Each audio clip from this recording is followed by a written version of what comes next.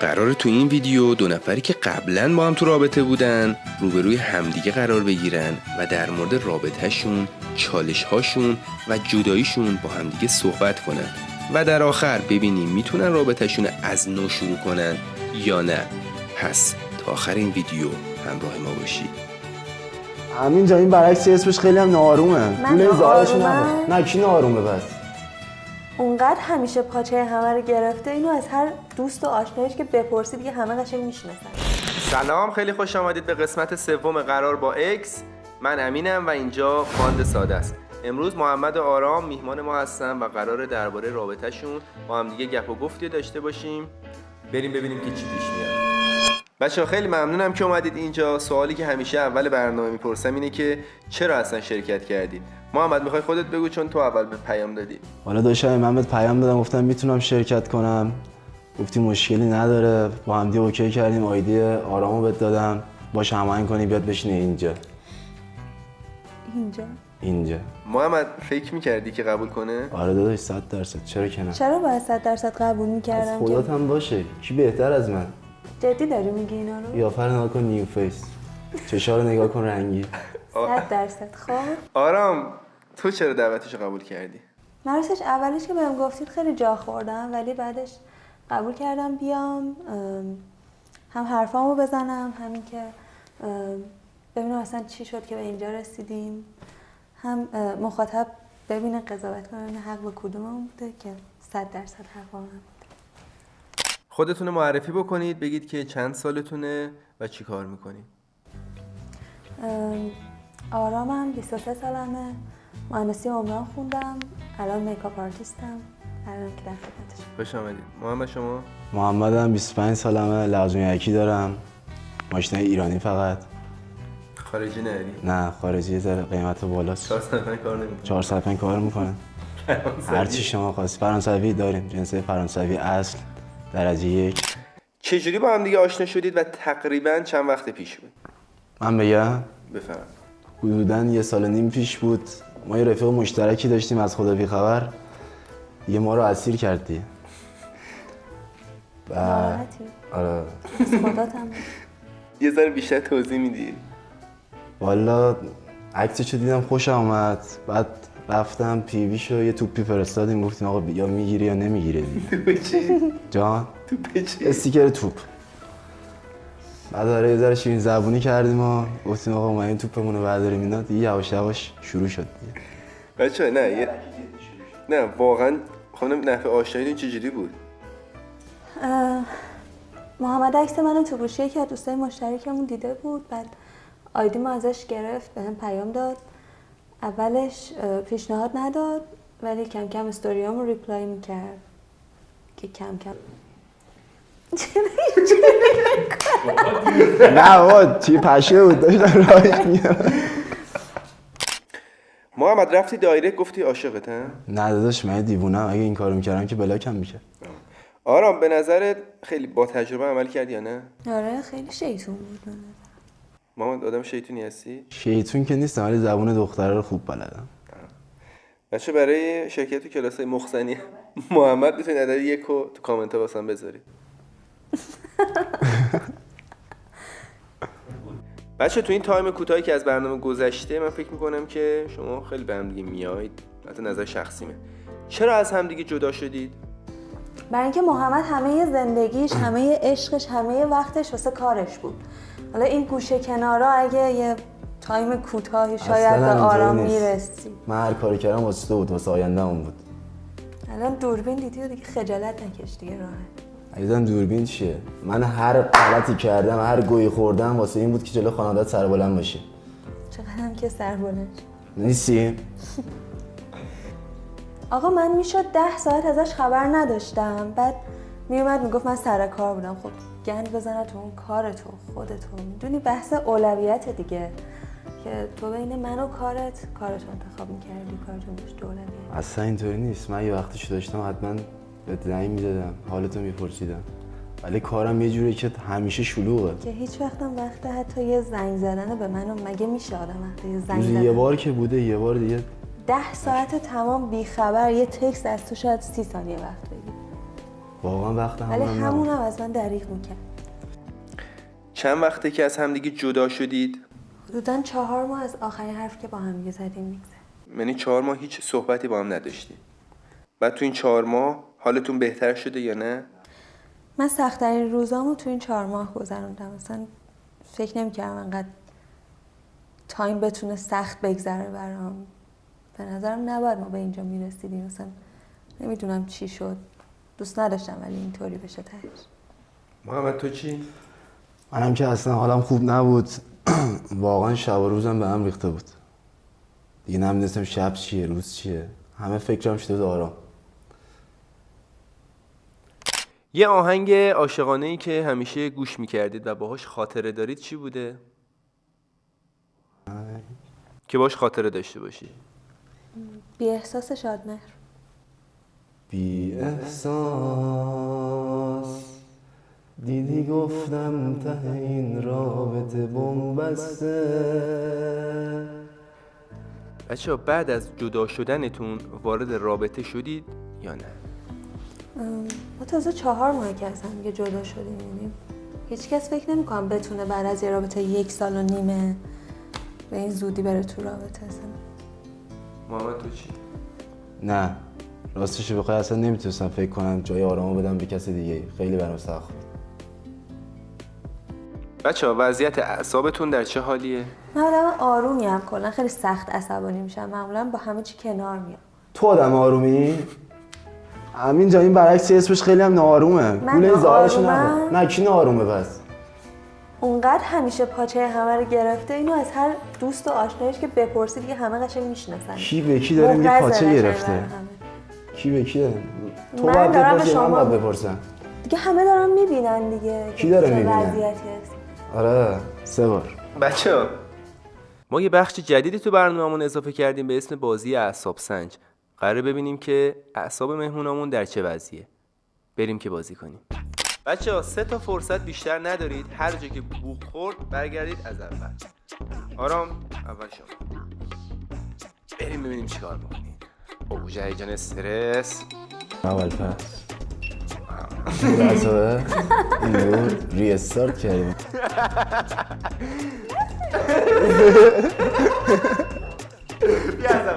این 2 بار. نه یه بار. همین میتونی سرش تلافی بکنی. با هم تو تلافی کنیم. وسطی هستش یک باری از نو میخواد شروع کنه زندگی رو دوباره از نو. میگم دقیقی از اول بعد از اول میخوره که بعد دوباره از اول یکم خورده شد. یکم؟ خب یکم بوخ خورده بخوره خورده دیگه. یکم و 2 کم نداریم که. وایس آقا بار آخره راند 3. مسخره بازی. یه بار دیگه برو. این سر پیچو رد کرد. اعصاب 0 احتمال درگیری 100%. اعصاب اصلا پیشم نشستی اصلا اعصاب محمد ببین تا سر اون پیچه من نمیتونم بلند شم. تا سر اون پیچه یه دقیقه بزن روش. سر پیچو بزن. نه اونجا که نرفت آرام که عقب اینجا رفت. کی میده؟ محمد تا آخرش اگه رفتی من نه آرمین 1 میلیون بدی. یه تومن کمه. یکم زیاد کن بذار به چیز بیفته. 1.5 بد میدی. بازم کمه آرمین باش. همون اینجا اصلا 1.5 بدی. 1.5 میدی؟ 1,500,000 واسه محمد. 3 بارم فرصت داری. برو از اول. بیا پایین. خیلی از اولشه. 3 بار در آوردم. چیکار می‌کنه محمد؟ چست و چابک نرم و نازک. عالیه. آره شروع کرده سر پیش. برگرد.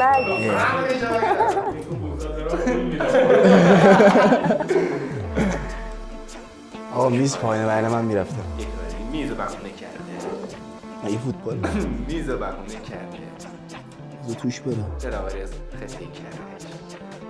میره بالا کم تمرکز میکنه. دستاش عرق کرده. چرا با اون دستت نگهش داشت؟ بهونه میاره.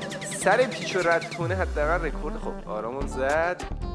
میره پایین ماشاءالله. باشه هر موقع داشت 1.5 بگو تخته رو پرت کنم. خیلی تمرکز کردیم.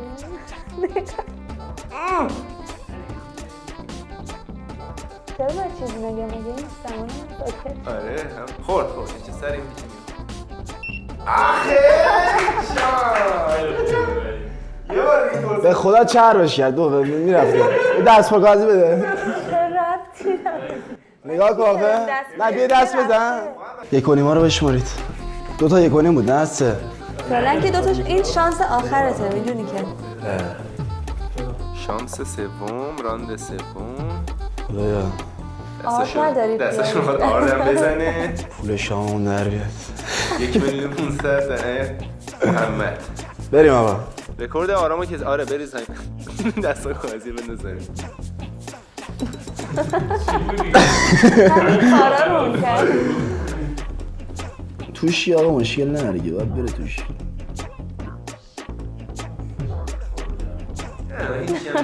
اینجا این سر این میشه خسته نباشی محمد. قربونت داداش. آزاردهنده ترین رفتار اکستون که الان روبروتون نشسته چیه؟ آزاردهنده ترین اخلاق به نظر من همین گیاهخواریشه. خانم هر جایی نمیاد، هر چیزی نمیخوره، هر رستورانی نمیاد، رستورانای مخصوص ویگن میره، کلم میخوره، بروکلی میخوره، هویج میخوره، کاهو میخوره. مگه بزیم ما خسته شدیم به قرآن. نه من بزن. کی بزه پس؟ موزیکیه.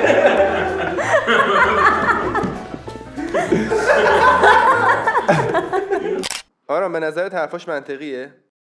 الان من بهتون میگم که حرف کی منطقیه. کسی که حیوونا رو میکشه میخوره، با افتخارم میشینه تعریف میکنه همه جا که من گوشتخوارم، این گیاهخواره. اصلا این همه نعمت خدا داده که تو حیوونا رو بکشی بخوری. من یه قصابم بکشم، من فقط میخورم. به هر حال داری حیوونا رو میخوری. میخورم چرا موجود زنده است یعنی چی میخورم با افتخار؟ خدا آفریده ما بخوریم دیگه بعد چی؟ این همه چیز هستش برای خوردن. حالا بعد برم کلم بخورم، هویج بخورم، چیزای مقوی باید بخوریم. نه یه موجود جاندار. آره مگه هم اول نمیدونستی محمد گوشتخواره؟ همینجا اصلا مشکل اصلی ما همینه. این خانم تا 2 ماه اول خوب بود، بعد 2 ماه قرفر اومد آقا من میخوام گیاهخوار شم فلان شم. آقا چه ربطی داره؟ مگه به من نگفته بودی که منم پای پات گیاهخوار میشم یا؟ من گفتم اون موقع داغ بودم یه اشتباهی کردم. آدم آقا کی جوجه رو ول میکنه کوبی در و شیشلیک و میشلیک بیاد بشینم هویج بخورم. من بزن. نه من بزم دوباره. نه کی بزه پس این وسط؟ یعنی چی کی بزه؟ من بزم میگم. من بزم. یعنی چی؟ آرام آزاردهنده ترین رفتار محمد چی بوده؟ آزاردهنده ترین رفتارش به نظرم این گوشی لعنتیش هی زنگ میخورد، هی نمیتونستیم 2 دقیقه با هم دیگه حرف بزنیم. تو میرفتیم بیرون یه گوشی زنگ میخورد، الو آقا من دینام میخوام، نه الو من کوفت میخوام، زهرمار میخوام. چه مشتری زنگ میزنه جواب ندم، باید بالاخره مشتری جنس بدیم دیگه. اگه من نکشتی میبردیم که. خب اون تایم مثلا ما با هم دیگه بیرونیم، چرا باید تلفن جواب بدیم؟ بالاخره باید کار مردم هم راه بندازیم تا اونها هم کار ما رو راه بندازن. نمیشه که 2 دقیقه مثلا 2 ساعت دیرتر بهشون زنگ آروم میتونیم با هم دیگه حرف بزنیم. الکی هرس نخور. هرس چیه میخوری؟ تو من این پسر کاری دوست نداشتی دیگه؟ حالا الان میای واسه من قرفر میای اینجوری اونجوری. من نمیدونستم اول خود گفتی کاری، من به حرف تو رفتم اینقدر کاری شدم. مگه میشه یه آدم به اسم کاری بودن هیچ وقتی برای رابطش نذاره، حتی یه تایم کافه رفتن اونو دائم بخوای با تلفن؟ من می‌خواستم جمع کنم تو کافه‌های بهتری بریم، جای بهتری ببینیم، رابطه‌مون بهتر شه. دلتون برای چه چیزی توی رابطتون تنگ شده؟ واسه رفاقتمون. دور از اون رابطه ما رفاقت خیلی صمیمی با هم داشتیم، خیلی با هم دیگه وقت گذروندیم، خیلی با هم دیگه خوش بودیم. به جز اون رفاقته من دلم واسه وقتایی که با هم دیگه دعوای احمقانه می‌کردیم هم خیلی تنگ شدن. بعد از 1 ساعت با هم دیگه آشتی می‌کردیم، سر کله هم دیگه می‌زدیم، بعدش چیزی یادمون نبود. همین حرف زدنای عادیمون، همین با مزه بازیاش، همه اینا. چند وقت با هم دیگه دوست بودید؟ 1.5 سال توی رابطه بودیم، 4 ماه هم هست که کات شده. توی این مدت رابطه عاشق هم دیگه بودید؟ آره خب 100% عاشقش بودم. آرام همه زندگی من بود، همه چیزم بود. آرام تو چی؟ عشق کلمه کوچیکی بود، چون رابطه‌مون خیلی قشنگ بود. نمیدونم چی شد که به اینجا رسید، ولی خیلی همه چیز خوب بود. چرا رابطتون به اینجا رسیده؟ به نظرتون یه ذره زود تصمیم نگرفتید؟ چرا؟ به نظرم خیلی احساسی تصمیم گرفتیم. خیلی رابطمون عمیق‌تر از اینی بودش که بخوایم به اینجا برسونیمش و اینطوری تموم شه، ولی اتفاقیه که افتاده دیگه. منم با آرام موافقم. دوتامون بچه بازی کردیم، سر چیزای الکی دعوا کردیم، آخرش همینجوری ختم شد. چقدر پارتنرتون رو میشناسید؟ مثل کف دستم. خیلی زیاد. 5-6 تا سوال ازتون میپرسم، با یک کلمه جواب بدید. سوال درباره همینه که پارتنرتون رو چقدر میشناسید. رنگ مورد علاقه پارتنرتون؟ محمد رنگ مورد علاقه آرام؟ بنفش. بنفش، سفید. محمدم مشکی دوست داره. درست. قد پارتنرتون چقدره؟ 150. 150 سانتم من؟ آره دیگه. این 150 سانته؟ ماشاءالله هویج خود روش کردی. چه ربطی داره هویج به گیاهخواری بهت ساخته. اینم از شناختش. آرام قد محمد؟ 184-5. درست. وزن پارتنرتون چقدره؟ 80 خورده ای. تقریبا درست گفتی. 90. ساخته بهت کات کردن. آره خدا رو شکر. محمد وزن آرام؟ 65. 65 کیلو هم من؟ چند کیلو؟ از این در رد نمی شدم احتمالا. نه 65 که خوبه. 53. 50. خوب شناخت داری ولی محمد. آره خدا رو شکر. شروع آشناییتون چه ماهی بود؟ بهمن. نه درست چه گفت؟ عجب یه چیزی که خدا رو شکر. غذای مورد علاقه پارتنرتون؟ فکر کنم فسنجون. ماشاءالله خوب میشناسی. غذای مورد علاقه آرام چیه؟ فکر کنم هویج پلو. هویج پلو آخه؟ خوبه مثلا دیگه. هویج دوست ندارم. چرا؟ اتفاقا همون هویج بهت ساختم. قرمه سبزی دوست دارم. چه ربطی؟ قرمه سبزی؟ قرمه سبزی گیاهی. شناختم خیلی کم شده. امین جان. کم بود. فصل مورد علاقه پارتنرتون؟ بهار. زمستون. چه عجب. خدا شکر. دوتا رو رد کردنی درست. همه سوالا رو جوابشو آرام درست گفت. منم درست گفتم. همیشه همین. همه رو درست نگفتی. بیشتریاشو درست گفت. بله. نه چی نه؟ کلا دوتاشو درست گفتی. آقا همون دوتاش هم خوبه دیگه. شانسی. خب رسیدیم به بخش عکس سلفی. بچه‌ها قراره که تو این بخش با هم دیگه یه عکس سلفی بگیرید، تو صفحه شخصیتون منتشرش کنید، پستش کنید، زیرش هم بنویسید که ما با هم دیگه برگشتیم یا شروع دوباره یا هر چیزی که دوست دارید. این پست میمونه تا زمانی که این ویدیو پخش بشه و مردم بیان زیر پستتون کامنت بذارن. حالا بعدش دوست داشتید پاک بکنید دیگه مشکلی نیستش. اوکی؟ چاره نیستی. چاره ای نیست.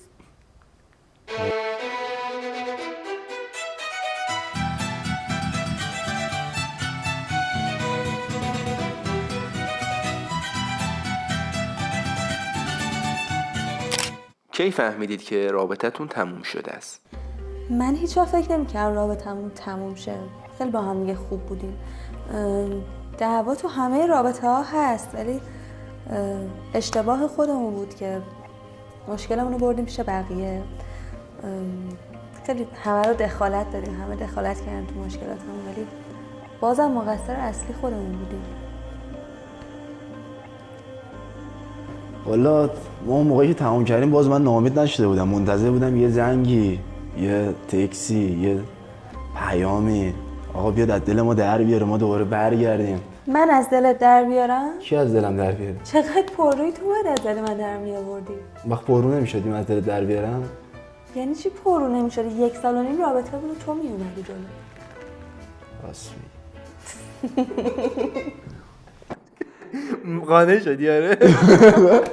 اگه بخواید یه خاطره از رابطتون رو پاک بکنید چی رو پاک میکنید؟ والا داشتم این خاطره بعد که زیاد داریم، ولی یه روز رفتیم با هم دیگه بیرون، شب تا صبح ما گشتیم دنبال یه دونه رستوران ویگنی که خانوم بره اونجا گیاهخواری کنه، هویج بخوره، گیاهخواری کنه. هویج بخوره، کلم بخوره.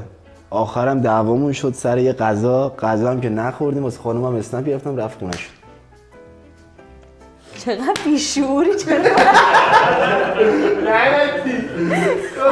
واسهش اسنپ گرفت اسنپ شدم رفت خونه شد. اسکول پس تو با من کشتی منو نرسون.